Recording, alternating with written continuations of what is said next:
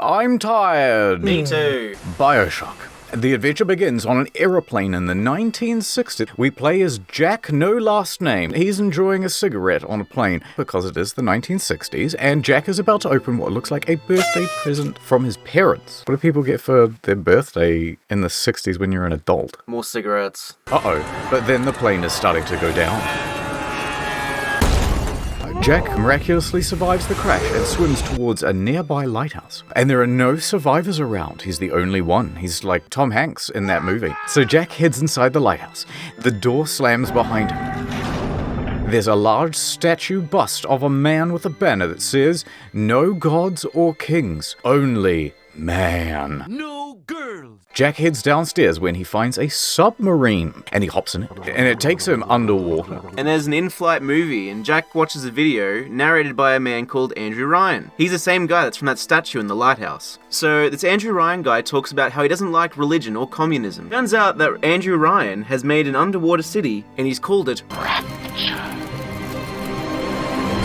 What if you don't like religion? Why have you named it after a religious concept? Just as the submarine is coming to the end of its trip, Jack hears someone talking over a radio. It's some guy called Atlas, and he's talking to another guy called Johnny about the plane crash, and there's a breach in security. So we are the breach in security. We're the bad men. Yeah. So the bathysphere parks in a building, and then Jack witnesses a murder. The figure of the murderer cannot be made out. It starts attacking Jack's bathysphere, and then all of a sudden it retreats. I don't want to anymore. I'm bored. Jack then finds a radio and gets through to Atlas. Atlas says he's going to help Jack get out of the whole situation, and we'll get you back on dry land. Oh, what a nice chap. I know, right? Then Atlas tells Jack that he's going to have to lure the splicer out of hiding. Wait, why does he have to lure Because that's what the radio says. As Jack maneuvers his way around the submarine station, we notice what looks to be protest signs. Ryan does not own us. Jack eventually encounters the splicer, but then Atlas comes to the rescue. Ha, look at this, it's a floodlight. And then the splicer's, oh no, and then gets filled with bullets and stuff. So Atlas tells Jack to arm himself with a wrench and to fight his way out. And so Jack does. Along the way, Jack finds a rogue needle with some red goo in it. So he injects it in. How does he know to inject it there? Instinctually, I see a needle, I think to myself, I have to stick it in my body. Anyway, he injects it, and then it changes his genetic code. But Jack does not come down. Instead, he jumps off the banister. So Jack wakes up and there's a splicer saying, "Oh, it looks like you've had your cherry popped." The splicers make a run for it when there's a far-off rumbling. Jack is then approached by a little girl. It's referred to as a little sister and her pet robot thing, which she calls Mr. Bubbles. And they both decide to leave him there and walk away. Bye-bye. Jack eventually just gets off the ground, and Atlas tells Jack that thing you just stabbed into yourself is full of something called plasmid, and now you can shoot lightning from your hands. Atlas then explains, "I need you to help me with rescuing my family. I need them to escape from Rapture. They're waiting in a submarine in a place called Neptune's Bounty. Get on it." So Jack decides that he's going to Neptune's Bounty, and then Atlas also goes on to tell... Oh God, there's so much exposition. Hold on, I'm not done, says Atlas. Also, the plasmids changed everything about Rapture. Best friends butchering one another. Babies strangled in cribs. They changed the bodies of the people, and everyone lost their mind, and it was really not as good as you would think. So Jack's running through, and then he encounters a little sister. Hey, by the way, listen up, it's Atlas here, still on the line. Just let you know, these little sisters, they were innocent little girls, but then we genetically modified them to extract Adam from people's bodies. Just thought I'd let you know, still here, still on the line. Alright, gonna fade off in the distance now. Catch you later.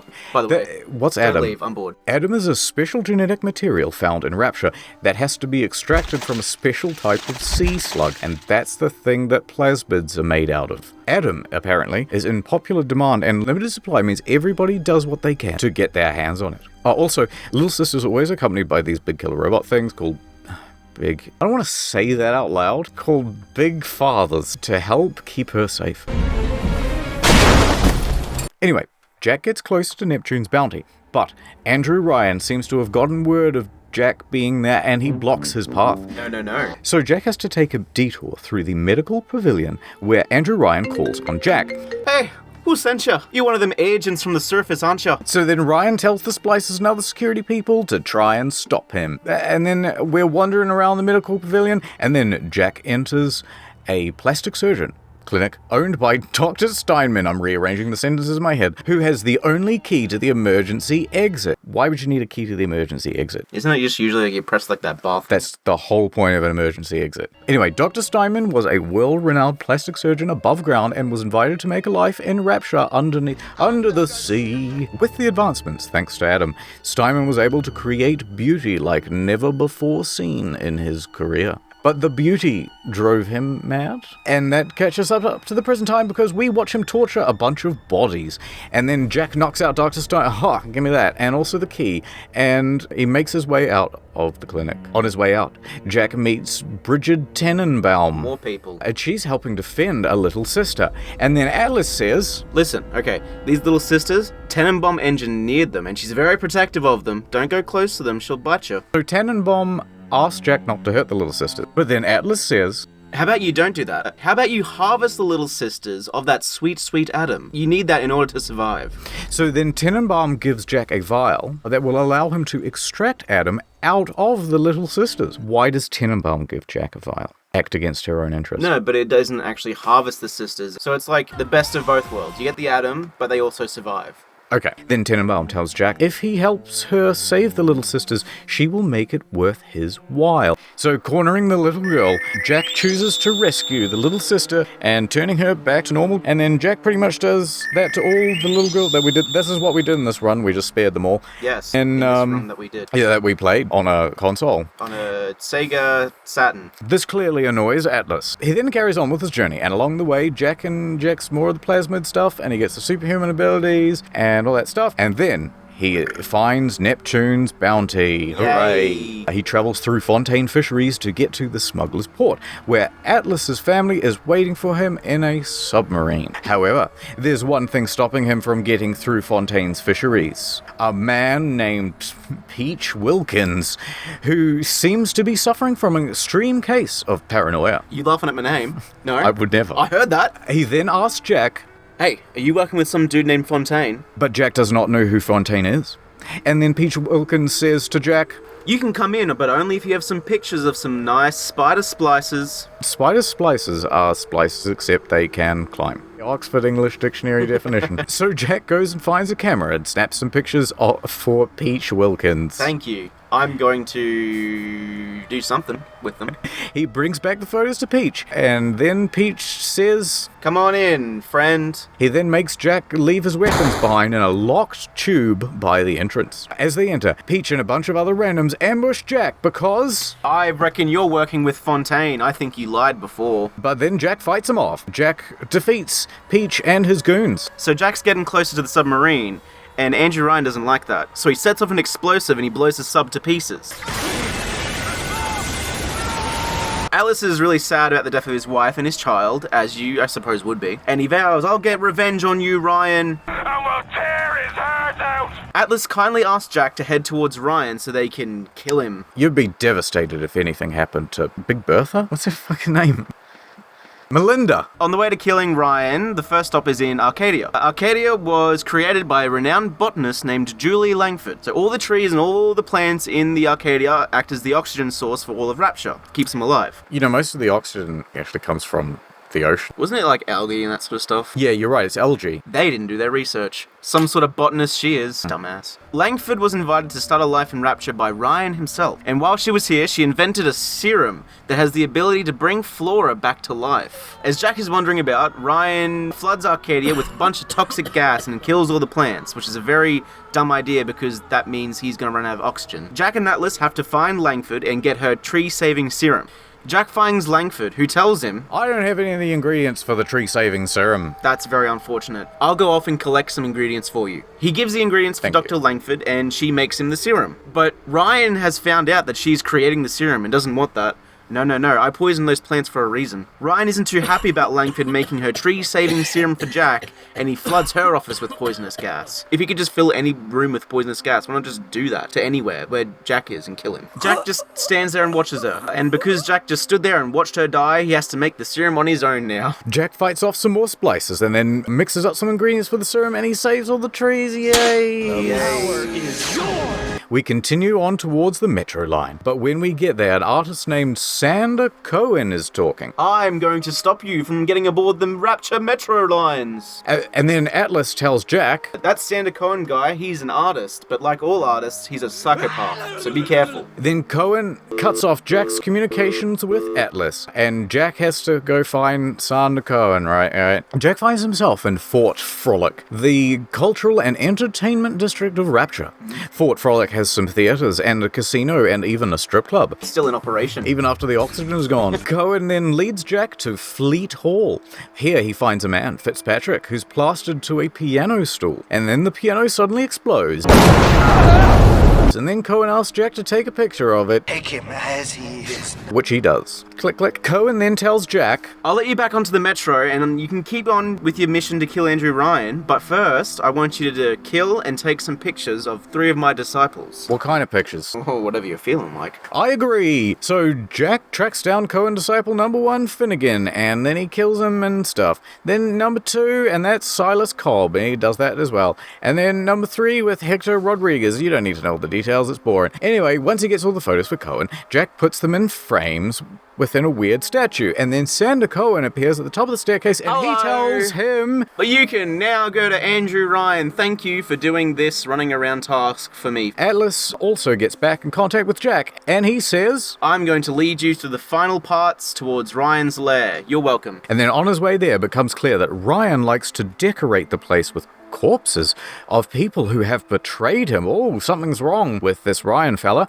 However, getting to Ryan isn't as simple as going through a doorway. Jack, in fact, has to make a bomb to blow up a circuit system that keeps Ryan's door locked. So he does that, and then he goes in to meet Ryan. Hello, Ryan. Hello, I'm not Ryan. It's a twist. Oh my god. This is where things get a little complicated because the game assumes that you have a prior knowledge about something, and I wasn't really paying attention. Well, you obviously weren't listening to the audio logs. Okay, let's go through the stuff on the wall. The picture in the middle is Jack, so that's us. That is Dr. Suchong. Conveniently, in this room there's also a recording of Dr. Suchong's experiments. He did a lot of medical experiments with Adam during his time in Rapture, especially on the children. Baby is now a year old.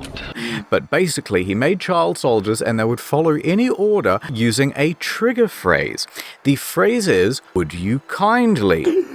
And this is the phrase that Atlas has been saying to Jack all game. You kindly leg it over to the spear and get on. Can you believe it? What a my God. twist. Quick, do an M. Night Shyamalan impression. And that means that Atlas has been controlling Jack, which means that Jack is one of those child soldier things, and he was born in Rapture. And according to this big board of secrets, he is the child of Andrew Ryan and this woman, Jasmine Jolene. Anyway, can you see this bald man? That's Frank Fontaine. Wow. He got mentioned once before by Peaches. Frank bought Jack's embryo on the black market. Yeah, I was just sitting around on a drawer. Why not? Just not doing anything with it. And got Dr. Suchong to experiment on him. Eventually, Fontaine and Ryan became enemies. And then the Rapture Civil War broke out. It's like that movie with all those superheroes in it. And then Jack was sent to the above ground until it was decided that he was needed.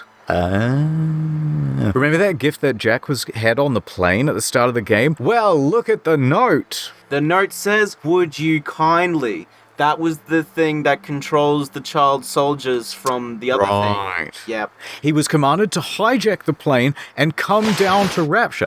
Right, that's why he was the only survivor. That kind of makes sense. Jack makes it to Ryan's office, where he's playing the golf. Oh, what an evil man. Ryan taunts Jack about being nothing but a tool with no free will, which is not a great idea because Jack then beats Ryan to death with the golf club. Who has no free will now? Dad? Atlas then asks Jack to grab Ryan's master key to turn on the machine that does nothing very specific at all. And then Atlas reveals himself to be... I'm actually Fontaine. He had faked his own death to throw Ryan off the scent, and then used Jack to do his bidding to take over Rapture. And it looks like it's all coming to an end for Jack.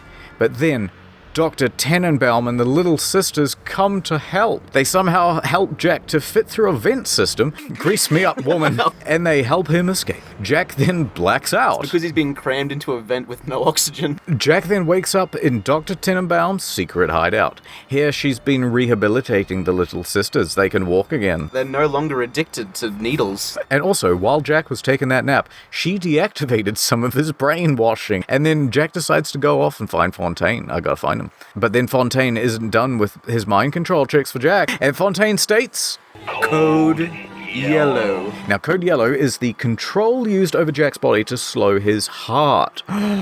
So Jack has to go find Dr. Schlong's old office in the Olympus Heights district. Here, Jack finds an antidote and reverses his heart-stopping problem. And then he sets off to kill Fontaine. But Fontaine says, Haha, you cannot get me. I have locked myself in a room. Foiled again. And the only way to get through is with the help of the Little Sisters. So, Jack puts on this outfit thing, and then... So now Jack's a big daddy, and Jack and the Little Sisters fight their way through the Fontaine's lair. But now Fontaine has pumped himself with a huge amount of Adam. Jack tries to extract the Adam from Fontaine, and they fight. Very good. And then Jack subdues Fontaine long enough for the Little Sisters to ambush him, and they extract the Adam themselves. And then they kill Fontaine. Yay! Yay! Now everything has been saved. Yay. Jack is offered the key to Rapture. Here you go. You want to live here, right? But he does not take it. And instead he returns to the above land with some of the Little Sisters. Okay. I like it says some of the Little Sisters. Like, you just leave the other ones some of them down. there, yeah. He cares for them, and then they go on to live normal lives. Successful lives. They graduate from college. They get married. They have children themselves. And the game ends with the Little Sisters holding Jack's hand as he peacefully passes away from old age.